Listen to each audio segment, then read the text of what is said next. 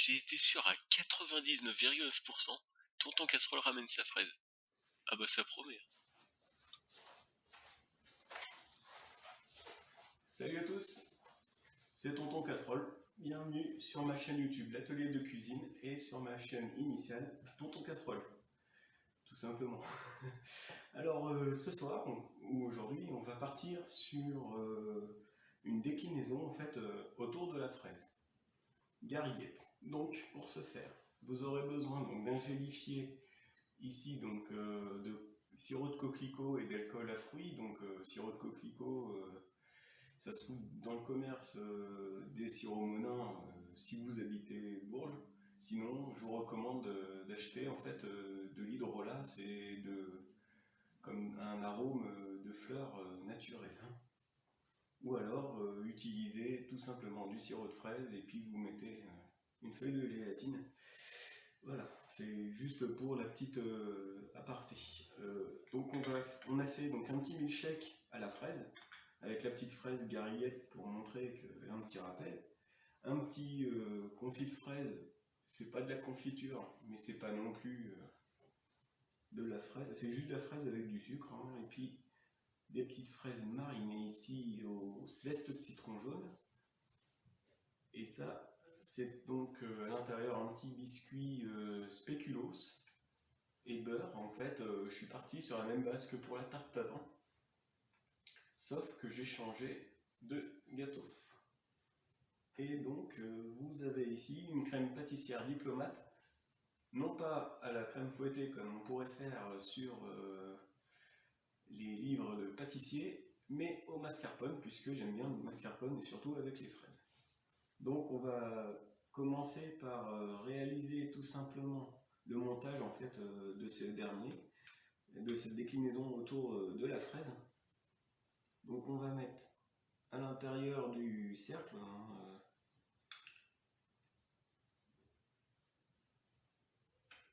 la fameuse compotée de fraises. Donc compotée de fraises, j'ai appelé autrement tout à l'heure, vous inquiétez pas, hein, c'est la même chose. Hein. Le but c'est d'avoir des petits morceaux de fraises et d'avoir vraiment un travail sur la fraise qui est pour le coup magnifique. Donc vous voyez le petit jus là, vous pouvez l'épaissir à la gélatine, vous le collez donc à la feuille de agar-agar. Ça fera la même chose. Donc en fait, c'est pour donner un petit peu de, même s'il y a du croquant, du croustillant, c'est pour apporter un petit peu de moelleux au sein du biscuit. Donc ensuite, on met donc la crème pâtissière. Alors une simple crème pâtissière pourrait suffire hein, si vous avez envie d'être beaucoup moins gourmand que moi. Voilà, donc la couleur jaune que vous allez voir à l'écran est normale puisque j'utilise des œufs fermiers. Merci maman et José, mes deux parents qui me offrent des œufs régulièrement. Voilà, ensuite on dispose joliment nos fraises. Donc utilisez de préférence une petite fourchette si vous avez, ou alors faites comme moi, une petite pince à dresser. Évidemment, vous pouvez acheter des baguettes, des pinces comme ça dans tout magasin professionnel, mais vous pouvez aussi également, s'il est d'accord, demander à votre dentiste s'il aurait des pinces de travail, et si vous pourrez vous en donner une, ou vous en vendre une, ou même acheter une pince spécialement épilée exprès pour ça.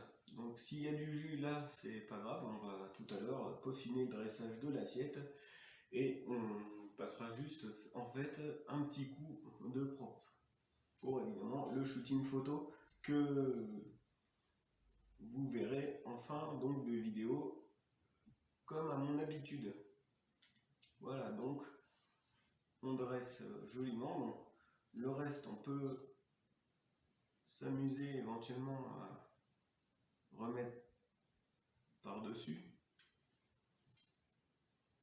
Si ça avait été en rond, on aurait fait une belle rosace.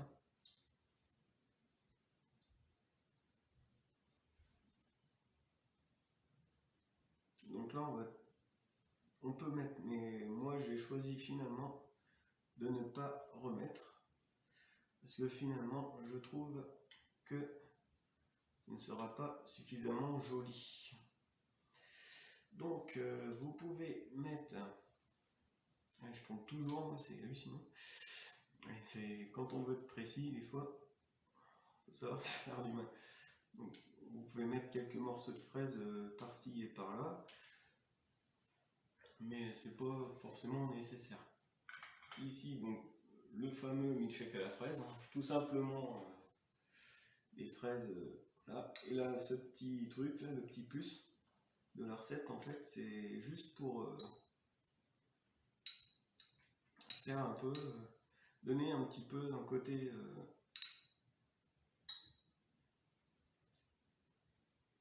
on va dire non sucré à la recette, et pour donner aussi un côté assez végétal en fait.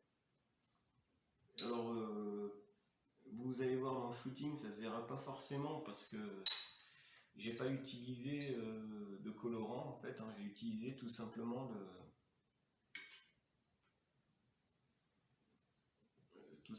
j'ai pas utilisé, voilà, on va y mettre les doigts, c'est pas grave.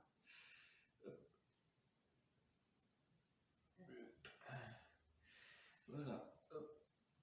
On va en mettre un petit peu, c'est juste pour apporter en fait une note végétale à ça. Que je l'ai collé, donc on dit gélatine ou alors de l'agar-agar. Donc agar-agar SNCF. Oui, ça c'est pour toi Zozor, c'est parce que en fait mon chef Zozor à chaque fois fait toujours des blagues pourries comme ça, à chaque fois qu'il me voit, donc bah tiens, je t'en envoie une aujourd'hui, c'est gratuit, c'est cadeau, ça me fait plaisir. Je te dirai pas bon anniversaire parce que c'est pas aujourd'hui.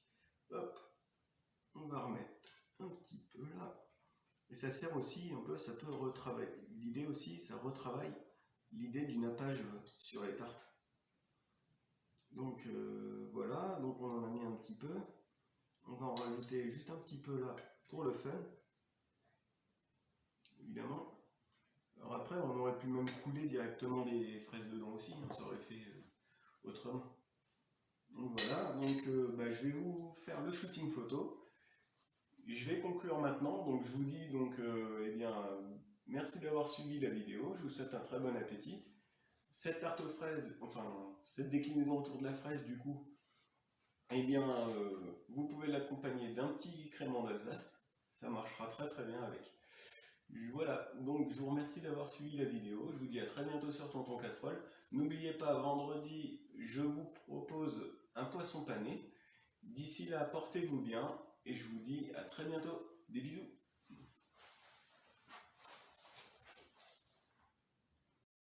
Et oui, j'avais bien fait de la ramener, ma fraise.